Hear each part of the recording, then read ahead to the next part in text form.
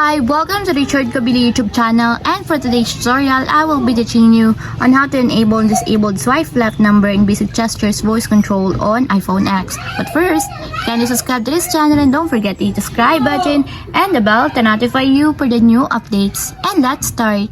Using your iPhone X, from your home screen, first go to Settings. Then in the Settings, scroll down and find the Accessibility and then Top. Then in the Accessibility, scroll down again and go to Physical and Motor section and then tap the Voice Control.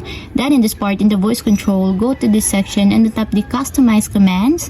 Then in the Customize Commands, tap the Basic Gestures. And then in the Basic Gestures, scroll down again and then find and tap the Swipe Left number. Then in the swipe left numbers, you can see that it is already enabled. But you have to activate also the switch button under the confirmation required to fully enable the swipe left number in your basic gestures until it becomes green.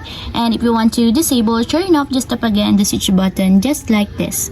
And that's what we have successfully disabled swipe left number in basic gestures voice control on iPhone X. If you have a question, can comment down below and don't forget to hit the subscribe button and the bell to notify you for the new updates.